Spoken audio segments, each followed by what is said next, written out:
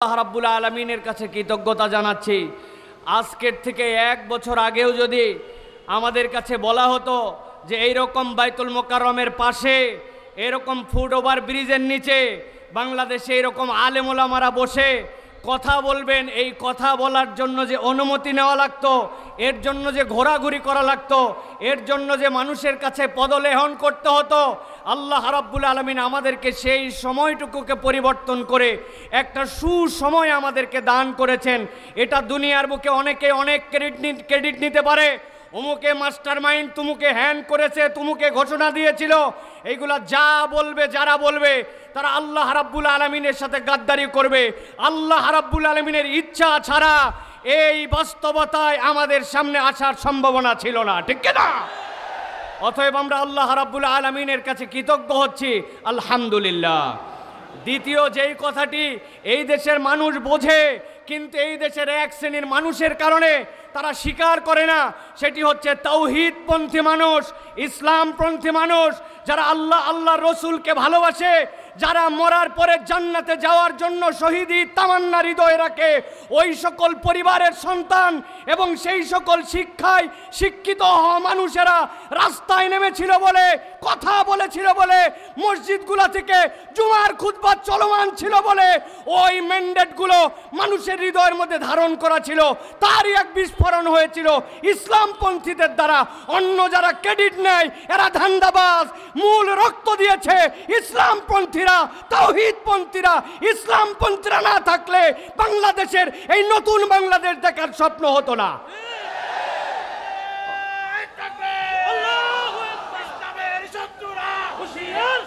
আমি সংক্ষিপ্ত সময় আমি আপনাদের কাছে গরম কোনো কথা বলতে চাই না, শুধু বাস্তবতার আলোকে আপনাদের কাছে বলতে চাই। আজকে আমাকে একটা নির্ধারিত পয়েন্টের উপরে সংক্ষিপ্ত সময় কিছু কথা বলার জন্য আমাকে নির্দেশনা দেওয়া হয়েছে। প্রিয় ভাইয়েরা, গরম বক্তব্য আমরা শুনি, মুহূর্তের মধ্যে গরম করে ফেলতে পারি আমরা, এটা আমাদের সামগ্রিকভাবে স্পিরিটকে ধারণ করে না। যদি আমরা হৃদয় থেকে ইসলামের একটা চেতনা লালন না করি, তাহলে আমাদের মধ্যে ডান বাম, সামনে পিছনে, উপর নিচ বিভিন্ন দিক থেকে ষড়যন্ত্র আসবে, শয়তানের বাধা আসবে, আমরা সেই সময় টিকে থাকতে পারবো না। এই জন্য আজকে আমাদের আলোচ্য বিষয় সংক্ষিপ্ত সময়ে সেটি হচ্ছে দ্বীনের বিষয়ে আমাদের ঐক্যবদ্ধ থাকার গুরুত্ব এবং পদ্ধতি কি হবে। এখানে একজন লোক যদি হাত তুলে আমাকে বলেন যে হুজুর, দ্বীনের বিষয়ে, ইসলামের বিষয়ে, ইমানের বিষয়ে, তাওহীদের বিষয়ে, আল্লাহ রসুলের বিষয়ে আমাদেরকে ঐক্যবদ্ধ থাকতে হবে, এই ঐক্যবদ্ধ থাকার প্রয়োজন নাই, অথবা ঐক্যবদ্ধ থাকতে হবে, এইটা আমি বুঝি না। আমি বিশ্বাস করি এখানে একজন লোকও নাই যে বলবে যে ঐক্যবদ্ধ থাকার দরকার নাই। এরকম কোনো লোক আছে ভাই? একটু আওয়াজ দিয়েন ভাইজান, আছে ভাই? নাই। কিন্তু আমার যে বিষয়টি আপনাদের কাছে উপস্থাপনে সংক্ষিপ্ত সময়ে 6টা পয়েন্টের আলোকে করতে চাই, সেটি হচ্ছে ঐক্যবদ্ধ থাকার গুরুত্ব আমরা বুঝি, কিন্তু ঐক্যবদ্ধটা থাকবো কেমনে? আমাদের মধ্যে তো মুহূর্তে ফাটল ধরে যায়, অমুকের কাছে বিক্রি হয়ে যায়, তুমুকের কাছে বিক্রি হয়। এই দেশে কথা আছে, আগের রাত্রে 1 কাপ চা আর একটা বিড়ির কাছে বাঙালি তার ভোট বিক্রি করে দেয়, ঠিক কি না? এই জন্য আমরা বলতে চাই প্রিয় ভাইয়েরা, দ্বীনপন্থী মানুষেরা, ইসলামপন্থী মানুষেরা যদি এইটা অনুভব করে কেমনে আমরা ঐক্যবদ্ধ থাকব, তাহলে আমাদের জন্য এই কার্যকারণগুলা খুঁজে যদি গ্যাপ আসে, সেইটার বাহিরে আমাদের নিজেদের পথ চলাকে আমরা তখন মসৃণ করে নিতে পারবো। ছোট্ট একটা উদাহরণ দিয়ে আপনাদের কাছে কথায় ঢুকি। আপনি যদি জানেন এই রাস্তাটিতে আপনি রওনা হয়েছেন, সামনে রাস্তার কনস্ট্রাকশনের কাজ চলতেছে, ওই জায়গায় একটা গর্ত আছে, কিছু দূর যাওয়ার পরে রাস্তার মুখটা চিকন হয়ে গেছে, আপনার টাইমটা বেশি লাগবে। আপনার কাছে যদি এই তথ্যগুলি জানা থাকে, তাহলে আপনি রাস্তা নির্বাচনের সময় আপনি বুঝে সুঝে হাঁটবেন। এখন শয়তান আমার জন্য কোন কোন ঘাঁটিতে ফাঁদ পেতে রেখেছে। আমি আল্লাহকে পছন্দ করি, রসুলকে পছন্দ করি, ইসলামকে পছন্দ করি, কিন্তু আমি ফাঁদ চিনি না। এখন আমাদের অবস্থা হয়ে গেছে, আমরা সকলেই একটা ঝুলের মধ্যে চলতেছি, কিন্তু ডেপথলি আমাদের এই বিষয়গুলো আমরা অনুভব করছি না। আমি এই জন্য খুব সংক্ষিপ্ত সময়ে আপনাদের কাছে 6টা পয়েন্ট বলবো, সর্বোচ্চ হয়তো 3, 6, 18 মিনিট লাগতে পারে। আমার সময়ের মধ্যে আমি ইনশাল্লাহ শেষ করে দিব। 1 নম্বর প্রিয় ভাইরা যে বিষয়টি, সেটি হচ্ছে আল্লাহ রাব্বুল আলামিন সূরা আলে ইমরানের 103 নম্বর আয়াত, যেটা আমি তেলাওয়াত করেছি, সেখানে ঐক্যবদ্ধ থাকার গুরুত্বের কথা বলেছেন। এটা আমরা সকলেই কম বেশি জানি। ওয়াতাসিমু বিহাবলিল্লাহি জামিআ ওয়ালা তাফাররাকু, এটা আল্লাহর কথা। কিন্তু এর পরের আয়াতে কারিমার সাথে আল্লাহ রাব্বুল আলামিন 4টা দিকের কথা মুসলমানদের জন্য উল্লেখ করেছেন। আল্লাহ রাব্বুল আলামিন বলেছেন, শোনো, আমি আল্লাহ রাব্বুল আলামিন তোমাদেরকে বললাম তোমরা একতাবদ্ধ হয়ে থাকো, কখনো তোমরা বিভক্ত হয়ো না, তোমরা আল্লাহর রজ্জুকে ধরে রাখো।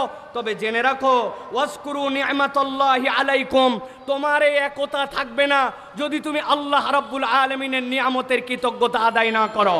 আমরা বিগত 1 বছরের বাংলাদেশে আমরা দেখতে পাই, যখনই বিপদে পড়ে, যখনই ইন্টারিমের নানান ধরনের ঝামেলায় পড়ে, তখনই একদল ইসলামপন্থীদেরকে কাছে নেওয়ার জন্য তখন একতার ঘোষণা দেয়।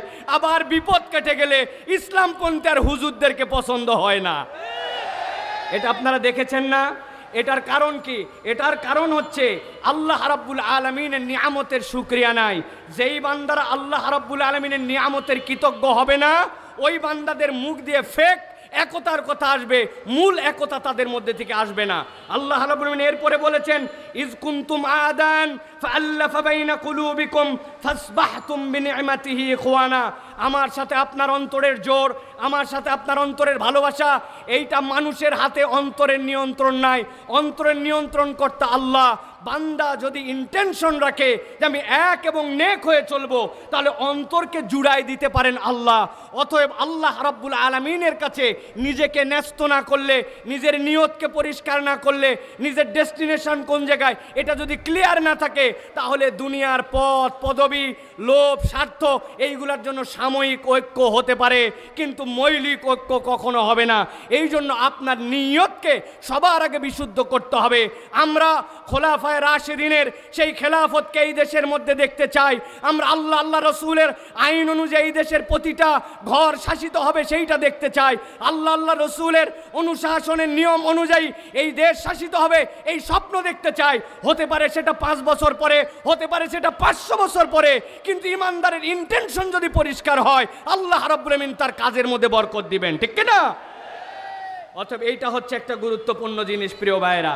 আমি এই জন্য আপনাদের কাছে এই প্রথম পয়েন্টে বলবো, প্রিয় ভাইরা, আল্লাহ রাব্বুল আলামিনের রজ্জুকে আঁকড়ায় ধরতে হবে। আল্লাহ রাব্বুল আলামিনের রজ্জুকে আঁকড়ানোর ক্ষেত্রে 2টা জিনিসকে গুরুত্ব দিতে হবে, অন্তরের মালিক আল্লাহ আর আল্লাহর নিয়ামতের কৃতজ্ঞতা আদায়। বান্দা যদি আল্লাহর নিয়ামতের কৃতজ্ঞতা আদায় করে আর এই অন্তর আল্লাহ ঠিক করে দিতে পারেন, এই নিয়তকে সামনে রেখে নিয়ত সহি করে চলে, তাহলে আমাদের ঐক্য টিকে থাকবে।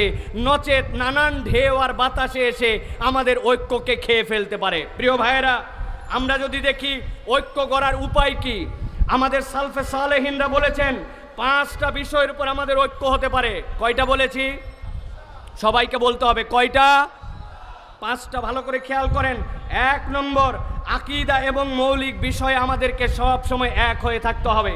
2 নম্বরে, আল্লাহ এবং তার রসুল সাল্লাল্লাহু আলাইহি ওয়াসাল্লামের কথাকে প্রাধান্য দিতে হবে। আল্লাহ রসুলের কথার উপরে আপনার কোনো বক্তব্য থাকতে পারে না। আল্লাহ এবং তার রসুলের কথাই শেষ কথা, এইটার উপরে আমাদের ঐক্যে আসতে হবে। 3 নম্বরে প্রিয় ভাইয়েরা, পরস্পরের ভুল ক্ষমা করা এবং খুঁত না ধরা। আমরা কেউ একটু কিছু করলেই তার ভুলকে বড় করে হাইলাইটস করে দেই, ছোট্ট একটু বিষয়কে ফুলায়া ফাঁপায় আমার স্বার্থের বিরুদ্ধে গেলে ব্যাপক করে দেখায়। ভুলকে বড় করে দেখানো যাবে না, এটা শয়তানের ধোঁকা। 4 নম্বর যেটা বলবো, উম্মার বৃহত্তর স্বার্থকে আপনার সবসময় প্রাধান্য দিতে হবে। উম্মার স্বার্থ যদি আপনি না দেখেন, তাহলে কখনো এই ঐক্য ভিত্তি প্রস্তর তার মজবুত হবে না।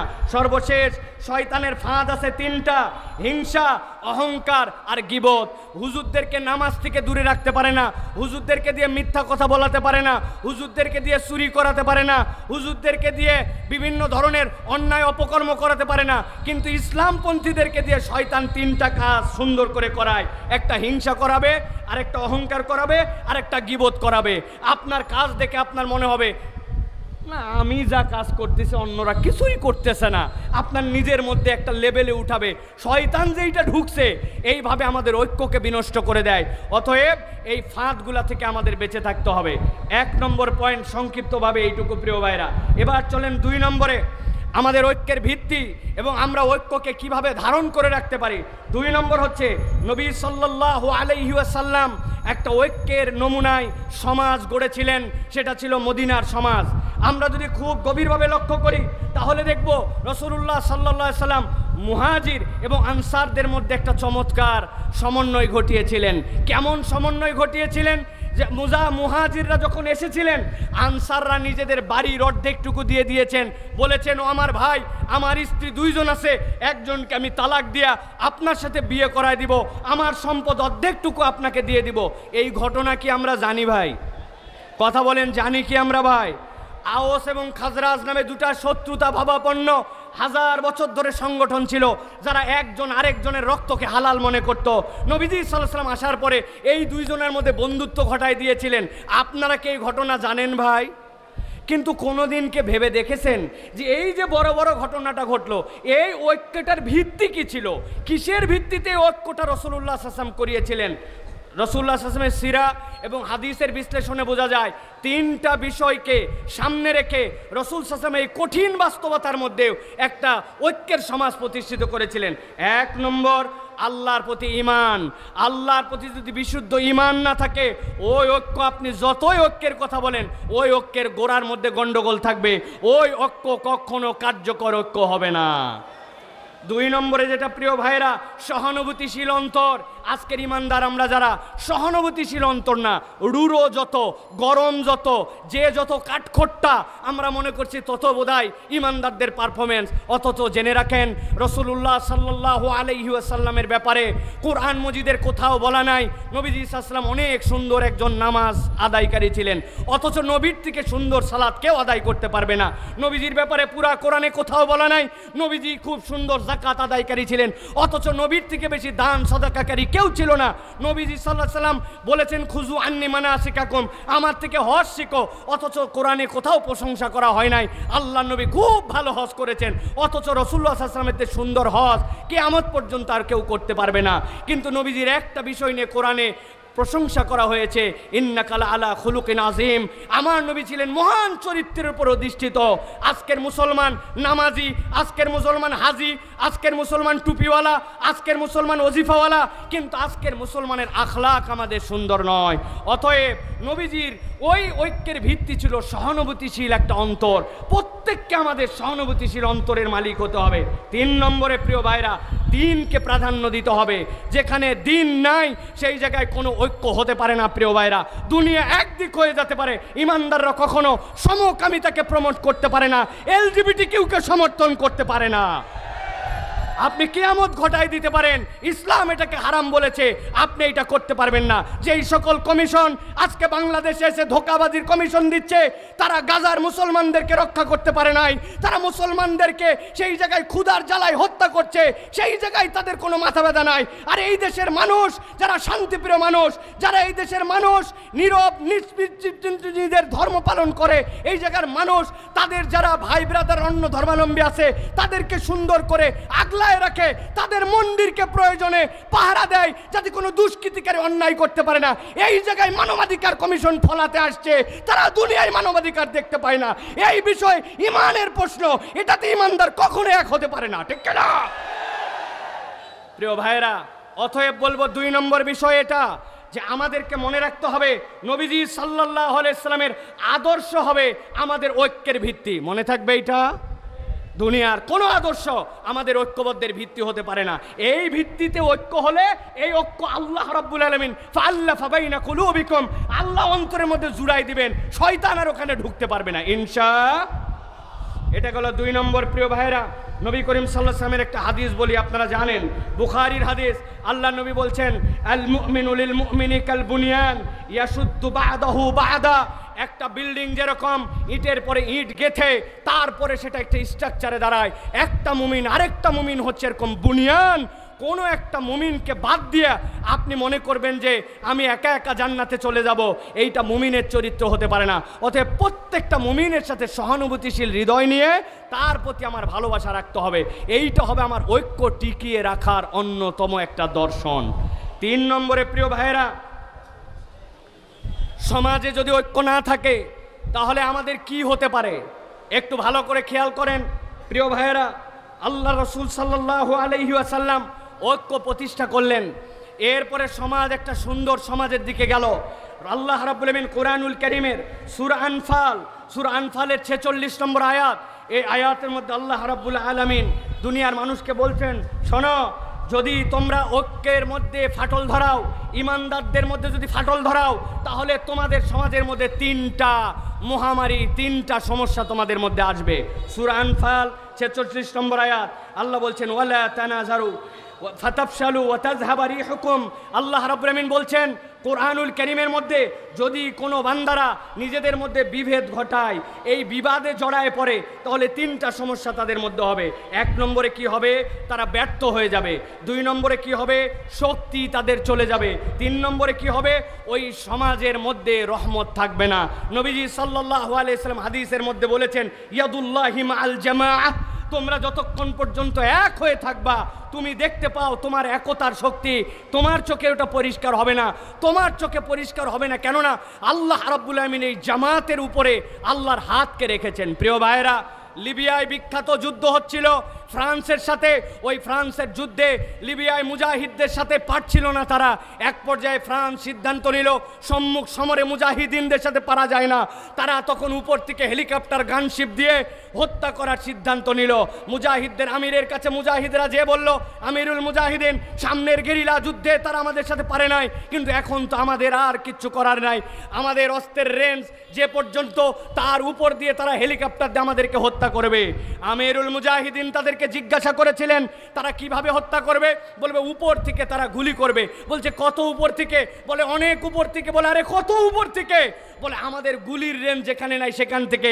আমিরুল মুজাহিদিন তাদেরকে বলেছিলেন, ও মুজাহিদেরা, ভালো করে বুঝে থাকলে বলো, তারা যত উপর থেকে গুলি করবে, এই গুলিটা কি আরশে আজিমের উপরে নাকি আরশে আজিমের নিচে? মুজাহিদরা বলছে আল্লাহ সুবহানাল্লাহ, কি বলেন আপনি? আল্লাহর আরশের উপরে সে কেমনে যাবে? তখন আমিরুল মুজাহিদিন তাদেরকে বলেছিলেন, তোমরা এক এবং নেক হয়ে থাকো, যেই আরশে আজিমের রবের উপরে কেউ উঠতে পারে না, তার বান্দারা যখন জমিনে থাকে, ইয়াদুল্লাহি মাআল জামা, আল্লাহর হাত তাদের সাথে থাকে। এক থাকলে মুসলমানদেরকে কিয়ামত পর্যন্ত কেউ পরাজিত করতে পারবে না। কেন? আমাদের আরশে আজিমের রব হচ্ছেন আল্লাহ। প্রিয়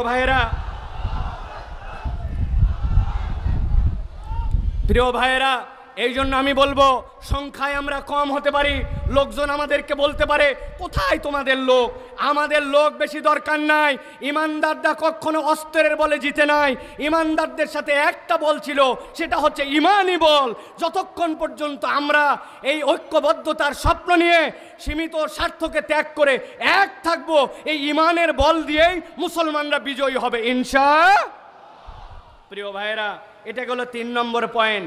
সংক্ষিপ্তভাবে এবার চতুর্থ যে বিষয়টি আপনাদের কাছে বলবো প্রিয় ভাইয়েরা, এই উম্মাহ, যেই উম্মার ব্যাপারে আল্লাহ রাব্বুল আলামিন কোরআনুল কারীমের মধ্যে ছোট্ট 2টা শব্দে প্রশংসা করেছেন।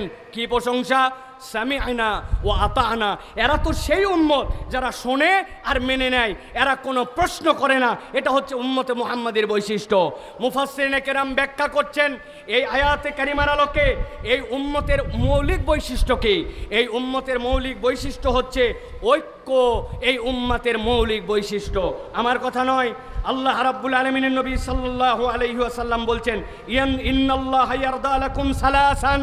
ও দুনিয়ার মানুষ জেনে রাখো, আল্লাহ রাব্বুল আলামিন 3টা জিনিস পছন্দ করেন।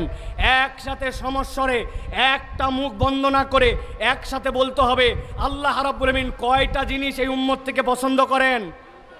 একসাথে বলেন, কয়টা? 3টা মুখস্থ করেন। 1 নম্বরে আনতা'বুদুহু ওয়া লা তুশরিকু বিহি শাইআ। আল্লাহ পছন্দ করেন উম্মতে মুহাম্মাদি আল্লাহ ছাড়া কারো ইবাদত করবে না, আল্লাহর সাথে কাউকে শিরিক করবে না। এটা 1 নম্বরে। 2 নম্বরে ওয়ান তাতাসিমু বিহাবলিল্লাহি জামিআ, এই উম্মত আল্লাহর রজ্জুকে কোরআন সুন্নাহকে একেবারে দাঁত দিয়ে কামড়ায় ধরার মতো ধরে একতাবদ্ধ থাকবে, এটা আল্লাহ পছন্দ করেন। আর 3 নম্বরে ওয়ান তুনাসিহু, তোমরা এই উম্মতে আল্লাহ এবং আল্লাহ রসুলের নির্দেশ অনুযায়ী উম্মত সবসময় একজন আরেকজনকে নসিহত করবে। আমাদের দিন হচ্ছে নসিহা। অতএব এই উম্মতের বৈশিষ্ট্য হচ্ছে ঐক্যবদ্ধ থাকা, আর ঐক্যের ভিত্তি হবে আল্লাহর সাথে কাউকে শরীক করি না, ইবাদত করি একমাত্র আল্লাহর। বলবো একটা কথা সামনে আর পিছনে করব আরেক কাজ, এটা ইমানদারের বৈশিষ্ট্য হবে না। যে ইমানদার মসজিদে আল্লাহর দিনকে মানে, যে ইমানদার জানাজায় আল্লাহর ইসলামকে মানে, যে ইমানদার ওই জাকাতের ইসলামকে আল্লাহ মানে, ওই ইমানদার যদি এটা বিশ্বাস না করে যে আল্লাহর দেওয়া বিধান অনুযায়ী এই সমাজ চলতে পারে, রাষ্ট্র চলতে পারে, চোরের বিচার হতে পারে, তাহলে ওই ইমানদারের কখনো ইমান পূর্ণ হয় নাই, ঠিক না? আমাদের মধ্যে অনেক ধান্দাবাজ আছে। এই ধান্দাবাজরা দেখবেন, একটা কথা আমি সবসময় বলি, আমরা বলি আমানতু বিল্লাহি ওয়া মালাইকাতিহি ওয়া কুতুবিহি। এইটা বলছি তো আমরা, না ভাই? বলেন তো ভাই, ওয়া কুতুবিহি মানে কি? হ্যাঁ, ভালো করে বুঝে বলেন, কুতুবিহি মানে কি? একটা লোক কোরআনুল কারীমের অর্ধেকটা পুরাপুরি কবুল করছে আর বাকিটার ব্যাপারে বলছে কিছু কথা আছে, 50% মুসলমান তাহলে, তাই তো নাকি? আরেকজন পুরাটাই শেষ করছে শুধু সূরা নাস, অল্প একটুখানি, ওইটার এখনো আলোচনাটা ওর বোঝা হয় নাই, ওই 99.99% মুসলমান, তাই তো নাকি? কত পার্সেন্ট? 0%। প্রিয় ভাইরা, ভালো করে মনে রাখবেন, আমরা বলছি আমানতু বিল্লাহি ওয়া মালাইকাতিহি ওয়া কুতুবিহি, আল্লাহর আইন বিধান যেটা আমার মাথায় ধরে সেটাও স্বীকার করি, যেটা আমার মাথায় ধরে না ওটাও স্বীকার করি, তবেই সে মুসলমান। তাছাড়া ওই মুসলমানের দাম আল্লাহর কাছে নাই, ঠিক না? বাঁচার একটা উপায় আছে, আপনারা যদি বলেন তাহলে বলে দিতে পারি। সবাই রাজি হওয়া লাগবে, আর যাওয়ার সময় 10 টাকা করে হাদিয়া দেওয়া লাগবে। হুজুর খুচরা নাই, তাই না? দেখেন, যদি পছন্দ হয় তাহলে দিয়েন, না পছন্দ হলে দিয়েন। আমি একটা বুদ্ধি বার করছি, এখন থেকে আমরা আমানতু বিল্লাহি ওয়া মালাইকাতিহি ওয়া কুতুবিহি ওয়া রুসুলিহি এইটা না বলে আমরা সিস্টেম করে আগেই বলে নিব আমানতু বিল্লাহি ওয়া মালাইকাতিহি ওয়া কিছু কিছু কুতুবিহি। অথবা আমরা বলবো আমানতু বিল্লাহি ওয়া মালাইকাতি ওয়া যদ্দুর বুঝি তদ্দুর কুতুবিহি। কবরে যায় ফেরেশতা ধরছাই, কি ব্যাপার, তোমার কিতাব কোনটা? বলে আমি আগেই বলে আসছিলাম যদ্দুর বুঝি তদ্দুর কুতুবি। বাটাম কিন্তু একটাও মাটিতে পড়বে না। অতএব ধানাই পানাই মুসলমান হয়েন না, কেবলমাত্র দাড়ি টুপি দিয়ে মুসলমান হওয়া যায় না, নামের আগে মোহাম্মদ থাকলে মুসলমান হওয়া যায় না, ঈদের নামাজে জাতীয় মসজিদে সামনের কাতারে বসলে মুসলমান হওয়া যায় না। মুসলমান হতে হলে আল্লাহর জমিনে আল্লাহর আইনে এই দেশ চলবে, পুরো পৃথিবী চলবে, এইটার প্রতি আপনার সমর্থন থাকতে হবে। এই সমর্থন না থাকলে মুসলমান হওয়া যায় না।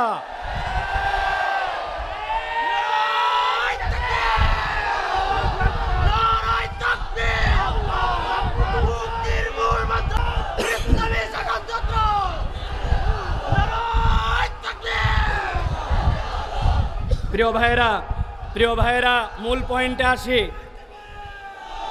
যে মূল পয়েন্টে আসি, এবার আমাদের এই ঐক্যকে কিভাবে বিভক্ত করে ফেলে শয়তান, তার সংক্ষিপ্ত 3 মিনিটে 3টা দিক নির্দেশনা দেয় আপনাদের কাছে। শয়তান আমাদের জন্য এই সকল ঐক্যের ক্ষেত্রে কিভাবে বিভক্তি ঘটায়, এটা আমার কথা নয়। আল্লাহ রাব্বুল আলামিন সূরা ইসরা তথা সূরা বানি ইসরাইল এর আল্লাহ রাব্বুল আলামিন 53 নম্বর আয়াতের মধ্যে বলছেন, ওয়াকুল্লি ইবাদি ইয়াকুলুল্লাতী ওয়াহিয়া আহসান। হে আমার নবী, আপনি আপনার উম্মতকে বলে দেন, উম্মত মুখ যেন যেখানে ইচ্ছা সেখানে ব্যবহার না করে। সে যদি কথা বলে তাহলে উত্তমটাই যেন বলে। আল্লামা তকি উসমানী সাহেব তার তাফসিরের ভিতরে বলেছেন, উত্তম কথা কেবলমাত্র মুসলমানের সাথেই নয়, নন মুসলমান সকলের সাথে মুসলমান তার কথাটা যেন সুন্দর করে কথা বলে। আমাদের যত ঝামেলা তার মূল হচ্ছে আমাদের মুখ, ঠিক না ভাই? হুজুর এক কথা বলে, আমি এক কথা বলি, হুজুরের তে এক ঘাট আমি বেশি বুঝি, এরকম আমাদের তবিয়ত দাঁড়াইছে। আল্লাহ বলছেন আপনার উম্মতকে সতর্ক করেন, যে সে যদি কথা বলে সুন্দর কথা বলে, ভালো করে পয়েন্ট আউট করেন এইটা। আল্লাহ এরপরে বলছেন ইন্নাশ শাইতানা ইয়ানজাগু বাইনাহুম, নিশ্চয় জেনে রাখো শয়তানের কাজই হচ্ছে তোমাদের মধ্যে বিভক্তি ঘটানো। ইন্নাশ শাইতানা কানা লিল ইনসানি আদুওয়াম মুবিনা, নিশ্চয় জেনে রাখো শয়তান তোমাদের জন্য প্রকাশ্য শত্রু। অতএব আমাদের ঐক্য বিনিষ্ট করে আমাদের প্রত্যেকের মুখকে সামলাতে হবে। মুখ যদি না সামলায়, মুখ আবার নতুন করে আমরা সামলাই না। এখন আমাদের ফেসবুক আসছে, ইনস্টাগ্রাম আসছে, টুইটার আসছে, ইউটিউব আসছে, ইচ্ছা মতো আমরা আমাদের কথা বলি। অতএব ঐক্য বিনিষ্টর জন্য শয়তান এখন মুখকে চালাবে ইমানদারদের। আমাদের মুখগুলাকে সতর্কভাবে ব্যবহার করতে হবে। প্রিয় ভাইরা, 2 নম্বরে যেটা বলবো সতর্ক হওয়ার জায়গা, সেটা হচ্ছে হকের উপর ঐক্য, বাতিলের সাথে কোনো ঐক্য হতে পারে না।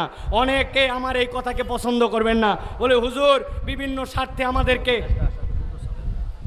না আমার কথা শেষের দিকে। প্রিয় ভাইয়েরা, হকের উপর আমাদের ঐক্য, বাতিলের সাথে আমাদের কোনো ঐক্য নাই। প্রিয় ভাইয়েরা, এটা ভালো করে মনে রাখতে হবে। সাময়িকভাবে অনেক ক্ষেত্রে আমরা মনে করতে পারি যে বাতিল যাদের সাথে দ্বীনের মৌলিক জায়গায় পার্থক্য আছে তাদের সাথে বোধহয় আমরা ঐক্যবদ্ধ হতে পারি। এই ঐক্য আমাদেরকে কল্যাণ দিবে না। প্রিয় ভাইয়েরা, আল্লাহ রাব্বুল আলামিন কোরআনুল কারীমের মধ্যে স্পষ্ট বলেছেন, সূরা হুদ 112 নম্বর আয়াত, এখানে সকলের প্রায় মুখস্থ আছে, ফাস্তাকিম কামা উমিরতা ওয়া মান তাবা মাক। আল্লাহ রাসূল সাল্লাল্লাহু আলাইহি সাল্লামকে বলে দেওয়া হয়েছে আপনি ওইটার উপরে মজবুত হন যেটা আল্লাহ রাব্বুল আলামিন আদেশ দিয়েছেন। অতএব আল্লাহ রাব্বুল আলামিনের নির্দেশের বাইরে আমরা কোনো ঐক্যের মধ্যে আসতে পারবো না। এটা আমাদেরকে মনে রাখতে হবে প্রিয় ভাইয়েরা। ওই ঐক্য আমাদের টিকবে না। এই জন্য আমাদের অনেকের মধ্যে তাড়াহুড়া আছে, এত বছরের ডেডলাইন ফিক্স করে আমাকে এই ইসলাম প্রতিষ্ঠিত করে বলতে হবে। আমাদেরকে আল্লাহ রাব্বুল আলামিন এটা জিজ্ঞাসা করবেন না যে তোমরা তোমাদের হায়াতে কেন এতদিনের মধ্যে এই কাজ করতে পারো না। আল্লাহ এটা জিজ্ঞাসা করবেন না। আল্লাহ আমাদের জন্য একটা দয়া করেছেন। আমি অনেক সময় বলি, আল্লাহ কোরআনুল কারীমের মধ্যে বলেছেন আইয়ুকুম আহসানু আমালা। আল্লাহ যদি বলতেন আইয়ুকুম আকমালু আমালা, আমাদের বিপদের কাতার শেষ হয়ে যেত। নামাজে দাঁড়ানোর পরে মন চলে গেছে এদিকে, মন চলে গেছে ওদিকে। আল্লাহ যদি বান্দাকে দাঁড় করায় জিজ্ঞাসা করতেন, এই 2 রাকাত নামাজ কেমনে পড়ছিলি, তোর নামাজ কি পূর্ণ হয়েছে, আমরা আটকায় যেতাম। অথচ আল্লাহ দয়া করে বলেছেন আইয়ুকুম আহসানু আমালা, তোমাদের মধ্যে উত্তম প্রচেষ্টাটা কে করতে পারে, আমার কাজ হচ্ছে চেষ্টা করা। আস-সা'য়ু মিন্না ওয়াল ইতমামু মিনাল্লাহ। অতএব আমাদের মধ্যে কোনো তাড়াহুড়া থাকবে না। ওই তাড়াহুড়া ঐক্যের ক্ষেত্রেও হিসাব করে আপনাকে আগাতে হবে। কে ইসলামের বন্ধু, কে ইসলামের শত্রু, কে দুনিয়াবি সীমিত স্বার্থে এখন মুসলমানদের সাথে গলায় গলায় মিলাইছে, আবার সুযোগ পাইলে পিছন দিয়ে ছুরি চালায় দিবে, এইটা হিসাব করে চলতে হবে। এই জন্য প্রিয় ভাইরা, হকের উপরে ঐক্য হবে, কোনো বাতিলের সাথে ইসলামপন্থীদের কোনো ঐক্য হতে পারে না। প্রিয় ভাইরা, সর্বশেষ যে পয়েন্ট আপনাদের কাছে বলবো প্রিয় ভাইরা, এইটা খুবই সেন্সিটিভ এবং হৃদয় দিয়ে ধারণ করার পয়েন্ট। আল্লাহ রাব্বুল আলামিন বলছেন ঐক্য মানে হচ্ছে দয়া, ক্ষমা এবং হিকমা। দয়া, ক্ষমা এবং হিকমা, এই 3টা যেখানে নাই সেই জায়গায় ঐক্য থাকতে পারে না। আল্লাহ রাব্বুল আলামিন বলেছেন ওয়ালা তাস্তাউিল হাসানাতু ওয়ালাস সাইয়্যা ইদফা বিল্লাতী হিয়া আহসান ফাইযাল্লাযী বাইনাকা ওয়া বাইনাহু আদাওয়াতুন কাআন্নাহু ওয়ালিয়ুন হামীম। আল্লাহ রাব্বুল আলামিন বলছেন, ও দুনিয়ার মানুষ, কেবলমাত্র মুসলমান নয়, তোমার সামনে যে আসুক না কেন, সে যদি তোমার সামনে কোনো ঝগড়াঝাটি মুড নিয়ে আসে, তোমার সামনে যদি কোনো বিরূপ আচরণ নিয়ে আসে, একজন ইমানদারের ঐক্য প্রচেষ্টায় তার দায়িত্ব হবে ওয়ালা তাস্তাবিল হাসানাতু ওয়ালাস সাইয়্যা। ইমানদার কখনো ভালোর সাথে মন্দের মিশ্রণ ঘটাবে না। ভালোকে দিয়েই সে ভালোটাকে আরো উন্নতর জায়গায় নিয়ে যাওয়ার চেষ্টা করবে, ভালো দিয়ে খারাপকে মিটায়ে দিবে। আল্লাহ রাব্বুল আলামিন বলছেন ইদফা বিল্লাতী হিয়া আহসান, কল্যাণ দিয়ে তোমাকে পরিবর্তন করতে হবে। অথবা ইমানদারের হৃদয়ের মধ্যে একটা তামান্না থাকবে, আমার দ্বারা এমন কোনো আচরণ যেন প্রকাশ না পায়, আমার দ্বারা এমন কোনো কাজ, আমার দ্বারা এমন কোনো আচরণ যেন প্রকাশ না পায়। এই বৃহত্তর উম্মার ঐক্যের ক্ষেত্রে সেইটা যেন একটা ফাটল বা একটা চিহ্ন না হয়। আমি মনে করছি হয়তো তা আমার তো এই ছোট্ট কাজ, এই কাজের এমন কি ভ্যালু আছে, কিন্তু বুনিয়ান উম্মার সুস, আমি ওই মহা বিল্ডিংয়ের একটা পার্ট, সেটা একটা ধূলিকণা হতে পারে। ইমানদারের এই ফিলিংস তার মধ্যে থাকবে। এই জন্য আমি বলবো প্রিয় ভাইরাই, ঝগড়াই নয়, হিকমায় ঐক্য গঠন আমাদেরকে করতে হবে। অতএব প্রিয় ভাইয়েরা, আল্লাহ আমাদেরকে এই কথাগুলোর উপরে আমল করার তৌফিক দান করেন।